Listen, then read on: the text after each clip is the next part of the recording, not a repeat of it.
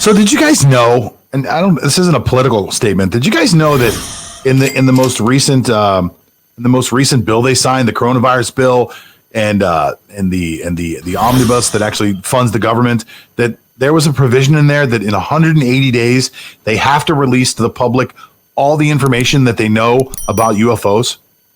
It has nothing to do with sports. I just found it to be incredibly interesting that we actually may find out about UFOs in 180 days from now. So there may be a second podcast we have to put together. Ladies and gentlemen, joining us right now, back on the show, one of my favorite writers of all time. This guy loves sports about as much as anybody does. You may have saw him earlier on the show, briefly combing his hair. He looks good. Was that a brick background now? Lance Fernandez, how are you, buddy?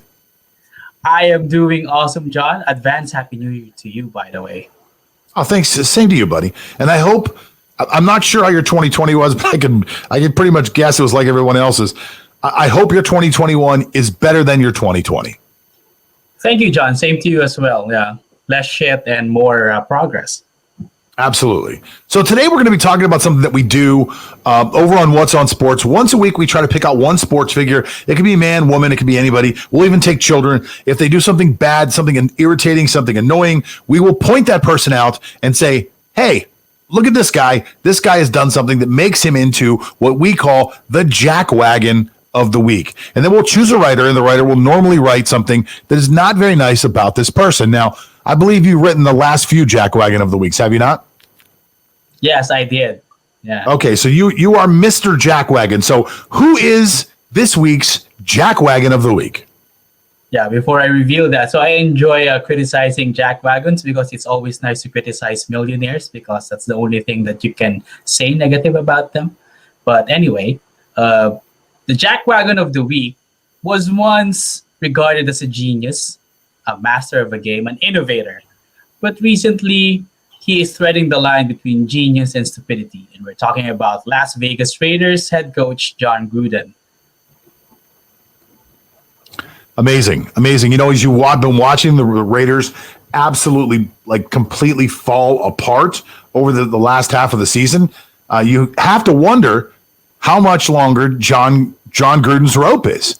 And with weeks like this week where he did some really, really dumb stuff that maybe for those of the people that have not been paying attention would like to tell about what happened this weekend with Jon Gruden. Okay, so they had a chance to score a touchdown late in the fourth quarter. So they were against the Miami Dolphins. So they were at the first and goal situation. And all they had to do was to punch the ball through the end zone. So just first score. Down. Just score 6. First down, they gave the ball to Jacobs. He ran, he slipped, but he still gained yardage. Same thing happened second down.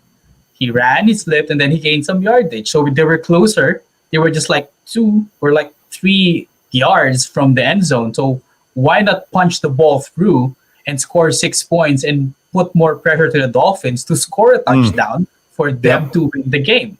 Instead, Jon Gruden, because he is still the head coach, even though the special teams coach would have a hand in this, he let the clock melt. They let the clock melt down to be able to kick a field goal to gain a paltry 2-point lead.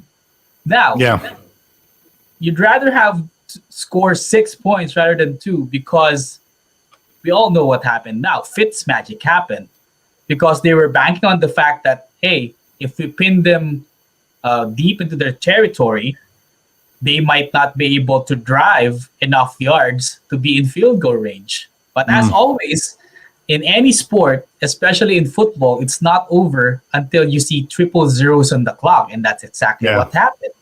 So Fitzmagic, again, sprinkled his pixie dust over the field, threw that pass, and of course, one of the secondary defenders for the Raiders blew coverage as well.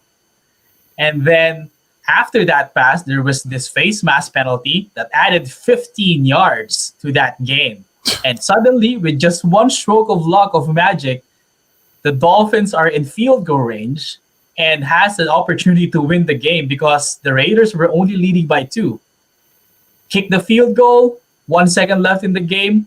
Dolphins still alive in the playoffs, while the Raiders have an early vacation. Yeah, listen, that throw by Fitzpatrick was it's not getting enough credit. It's quite possibly one of the greatest throws in NFL history. If you saw the way his neck was twisted back, if you saw the way he literally couldn't even see where he was throwing it, how his body was contorted, how he was able to get that ball off somehow, landed right inside that little cover two zones available just along the sideline. It's got to be. That ranks up there with the Eli Manning throw against the Patriots in the Super Bowl. That was one of the greatest things I've ever seen. I've got a bunch of friends that are Miami Dolphin fans because I lived in Miami for a while. They were all going crazy about it, and it never would have happened. It never would have been possible if they would have just punched the ball in the end zone. We saw a situation similar to this earlier in the year with Atlanta.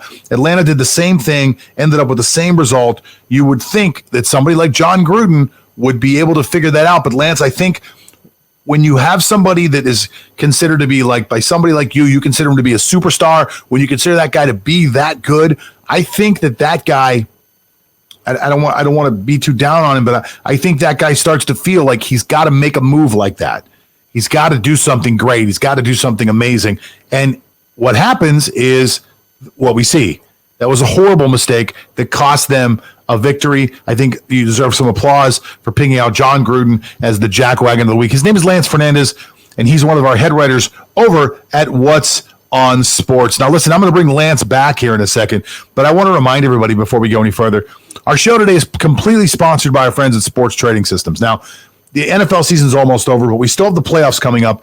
And more importantly than that, basketball season is in full swing. And last year, Sports Trading System was able to bring home almost 180% returns off of the smallest investment possible for an entire season of NBA play, basketball. Now, that may not sound like a lot to the average gambler, but to the average investor, to be able to invest, say, $1,000 and end up with almost $3,000 at the end of just 4 months, it's an amazing opportunity. So I'd like you guys to go over and visit our friends at sportstradingsystems.com. That's sportstradingsystems.com. They're the sponsor of today's show, and they'll go over and teach you lots of really good stuff. Here's a comment from the Peanut Gallery. It says that Gruden signed a 10-year, $100 million contract. Unlike players, coaches are given fully guaranteed contracts. Means that he'll get paid for the duration of the contract, even if he gets canned. That's absolutely right.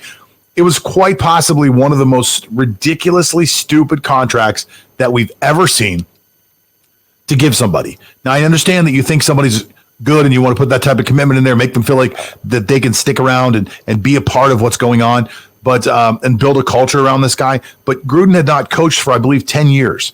So you took him out of the booth. The game may or may not have passed him. He may or may not be treating this a lot more like a lot of people would criticize, and I don't mean to be political, but a lot of people would criticize Donald Trump in the way that he would govern, because a lot of what he did was made for TV type of things. And, like it or not, it definitely built Trump a following. Gruden, on the other hand, may or may not be growing that same type of following with his players. I have not spent enough time interviewing or talking to Las Vegas Raiders players to know if that culture has grown around him or not. But I can't imagine that in a culture that's supposed to be about team, that it's really, really working out for him that way. I just can't imagine. I can't imagine he's preaching team, making himself into the superstar, and then somehow getting people to follow him along. I don't know. All right.